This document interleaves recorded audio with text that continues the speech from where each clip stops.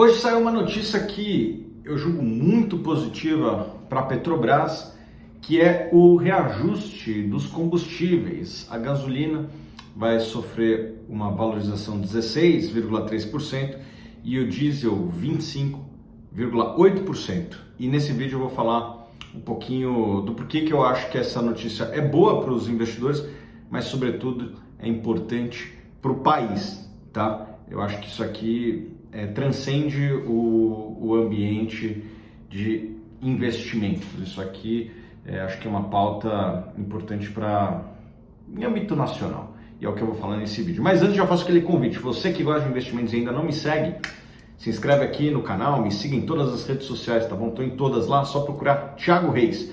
Bom, vamos lá. Primeiro eu vou falar do ponto de vista do acionista. Isso aqui acho que é fácil, todo mundo vai entender rapidamente, né? Por que que o aumento do preço dos combustíveis é boa para o acionista minoritário e controlador, né? Lembrando que o governo é o principal acionista, o principal beneficiário quando existe uma empresa lucrativa, que é fácil de entender, né? Quando aumenta-se o preço, reduz o principal risco da empresa, que é, vamos dizer assim, uma ingerência da empresa, né? Você tem ali uma estatal sendo gerida com uma cabeça, vamos dizer assim, não financeira, né? Então isso aí ajuda a afastar esse risco. O preço dos combustíveis aumenta, isso melhora a margem de refino da empresa, né? Que opera ali historicamente entre 10% e 15%, já tinha sofrido uma queda no último trimestre. Eu acredito que talvez tenha operado até alguns dias aí no prejuízo. Então esse prejuízo ou queda de rentabilidade que existia na parte de refino da Petrobras, isso começa a ficar para trás. Isso significa mais caixa, mais lucro, mais caixa, e esse caixa ele pode ser usado para pagar dividendos, mas também para fazer novos investimentos, né? A indústria de petróleo e gás, ela é uma indústria que, para aumentar a produção, é importante que se façam investimentos. Esses investimentos custam dinheiro e esse dinheiro tem que vir de algum lugar. Uma das principais fontes de financiamento da Petrobras ao longo dos últimos anos foi o próprio lucro da Petrobras. Então, você ter uma empresa lucrativa permite você fazer mais investimentos, né? Alguém pode falar, pô, mas esses dividendos são muito ruins para os acionistas e tal. Bom, vamos lembrar quem é o principal acionista da Petrobras. É o governo federal, né? Se a gente for ver algum dos países de maior renda per capita do mundo, como o Catar, que inclusive fez uma belíssima Copa recentemente, ou Emirados Árabes, a própria Arábia Saudita, são países que vivem dos royalties, mas sobretudo dos dividendos pagos pelas estatais de petróleo deles. Eu acho que essa é a função de um país que tem uma estatal de petróleo. A estatal de petróleo ser bem administrada, paga bons dividendos, o governo recebe esses dividendos e assim faz os programas sociais, né? O reajuste do Bolsa Família no passado, que foi de 400 para 600 reais, que é um programa social. Podemos discutir se é um bom programa social ou não é um bom programa social, mas foi uma escolha que nós brasileiros fizemos como sociedade, né? Aumentar de 400 reais o Bolsa Família para 600. Se você for ver essa diferença, foi basicamente o dividendo que a Petrobras pagou para o governo no passado. Então, este programa social que os governos optaram, não foi um governo, foi dois governos, né? Foi pago ano passado pelo dividendo da Petrobras. Então, uma estatal lucrativa paga dividendos e o governo faz os programas sociais que achar adequado, né? E daí cabe à sociedade, a cada 4 anos, avaliar se aquele governo está fazendo um bom trabalho, sim ou não, né? Então, basicamente, é isso, né? Uma estatal lucrativa paga bons dividendos para os acionistas, inclusive o próprio governo. Agora eu quero falar do porquê que é importante para o país, não só para os acionistas, mas é importante para todos os brasileiros, na minha opinião, esse reajuste de combustíveis e para muitas...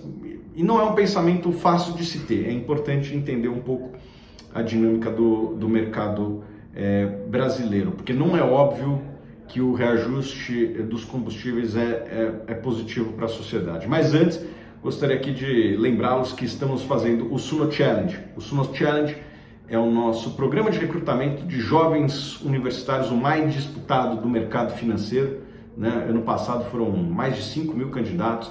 Vai ser um prazer ter você jovem participando do Suno Challenge. E quem sabe, se você chegar nas fases finais, vai ter uma oportunidade de trabalhar aqui conosco, né? Já teve dois Suno Challenges, né? Vários dos que passaram vieram trabalhar conosco, estão aqui conosco até hoje. Então a gente gosta muito do Suno Challenge, que é o nosso mecanismo de recrutar jovens talentos. Se você é um jovem talento ou tem algum amigo jovem talento, eu vou botar o link na descrição para você indicar para o seu amigo ou você fazer a sua inscrição, tá bom? Bom, por que é importante para o país que a gente faça esse reajuste dos preços da inflação? E aqui eu quero fugir um pouco de opinião, tá?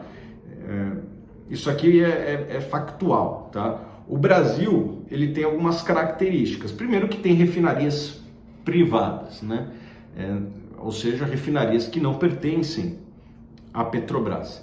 E essas refinarias, como qualquer negócio, precisam ser lucrativas. Além disso, o Brasil ele é importador de derivados de petróleo. Nós não produzimos tudo aquilo que nós consumimos. Então, acho que tem aqui duas coisas para a gente tratar. Primeiro, o caso das refinarias privadas e segundo, que é o caso da importação. Bom, o que acontece quando a Petrobras começa a vender os seus produtos, né?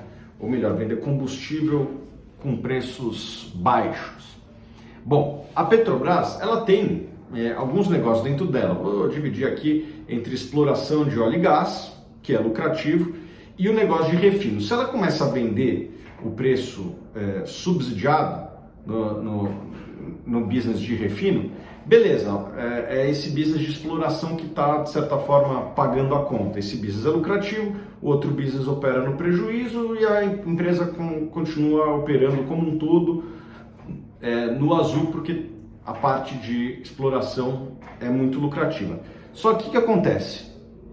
A maior parte dos players que são privados e atuam no negócio de refino só possuem o negócio de refino.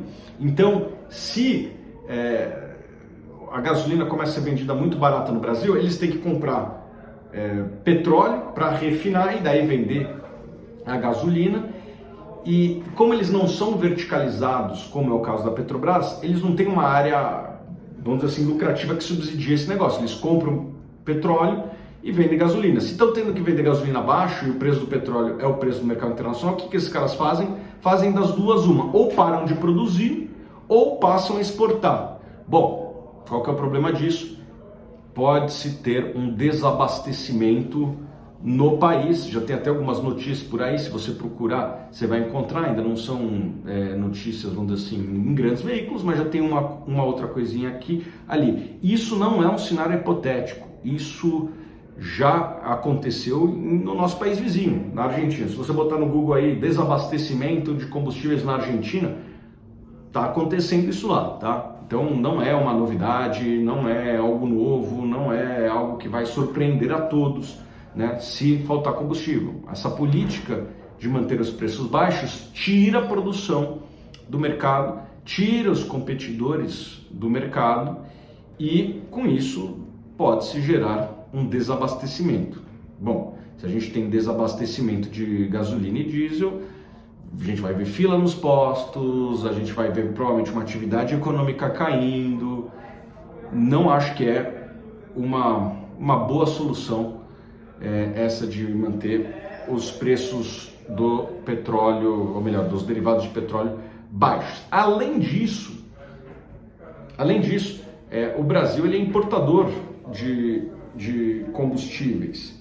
Se o preço do mercado interno está muito baixo, quem compra no mercado internacional está comprando no preço do mercado internacional e está tendo que vender aqui no prejuízo. Bom, ninguém quer operar no prejuízo durante muito tempo, então as atividades de importação cessam, né? E com isso podemos ter desabastecimento novamente. Alguém pode vir com a ideia genial, então por que a Petrobras não vai lá e ela compra no mercado internacional e vende com prejuízo no Brasil? Bom, já foi testado isso também, né? Se você for ver lá em 2014, 15, principalmente 2014, a Petrobras operou com prejuízo muito grande durante muitos anos. Uma empresa que tem prejuízo começa a faltar dinheiro. O que a Petrobras fez? Foi nos bancos. Daí os bancos tem uma hora que começam a ficar preocupados com o nível de crédito da Petrobras. Quais bancos foram os únicos que permaneceram emprestando para a Petrobras nos momentos difíceis? Banco do Brasil, Caixa e BNDES. Esses foram os bancos que foram os últimos a continuar emprestando dinheiro para a Petrobras. Eu acho que em algum momento, se a Petrobras continuasse a operar no prejuízo, ela não ia conseguir pagar o empréstimo bancário e isso daí poderia levar a uma inadimplência enorme dessas instituições e eventualmente temos um problema sistêmico em que o governo federal teria que injetar dinheiro nessas instituições financeiras. E daí teria que ou imprimir dinheiro ou emitir mais dívida, né? Se imprimisse dinheiro é inflação, se emitisse mais dívida é jogar mais para frente ainda o problema. Mas o problema não foi resolvido, né? O problema de você vender com prejuízo é que isso é insustentável e tudo aquilo que não é sustentável, uma hora a conta chega. Por sorte, em 2016 ocorreu uma mudança nas políticas de preço da Petrobras e que assim a empresa conseguiu se regenerar daquela dívida que chegou a ser a maior dívida empresarial do planeta. Demorou 4 anos para digerir. A Petrobras ficou acho que uns 4 anos ali sem pagar dividendo. Esse foi o custo social, né, de ter uma política de preços desalinhada com o mercado internacional. A Petrobras ficou 4 anos sem dividendo. Isso atrapalhou muito o déficit das contas públicas, que só foi ano passado, só 2022, que finalmente conseguimos ter superávit primário, né? Foi o primeiro ano nos últimos 7 anos, se não me engano, né? Justamente quem ajudou a ter superávit foi a Petrobras. Sem os dividendos da Petrobras não teríamos tido esse superávit. Então é importante, por todos esses motivos que eu expliquei, que a gente siga o preço internacional, porque se a gente não segue, ou a gente vai ter desabastecimento, ou se a Petrobras ela comprar no mercado internacional para abastecer o Brasil, ela vai ter um prejuízo muito grande que não é sustentável. Então é muito importante que a gente tenha essa consciência como cidadão de que seguir os preços internacionais não é uma opinião do que é justo, do que é legal. Todo mundo gostaria que tudo fosse de graça, né? Que a energia fosse de graça, que a água fosse de graça, que o combustível fosse de graça. O problema disso é que se isso não é feito de uma maneira sustentável, uma hora a conta chega e a conta é muito maior do que se tivesse seguido as práticas de mercado, tá bom? Então, por isso que eu acho que essa notícia do realinhamento dos preços da Petrobras não é só positiva para os acionistas, é positiva para o país, porque poupa a gente de um possível desabastecimento ou prejuízos homéricos para a Petrobras que seriam insustentáveis, tá bom? Você que acompanhou aqui até o final, eu quero saber a sua opinião. Bota aqui nos comentários o que você pensa disso tudo. Até o próximo vídeo.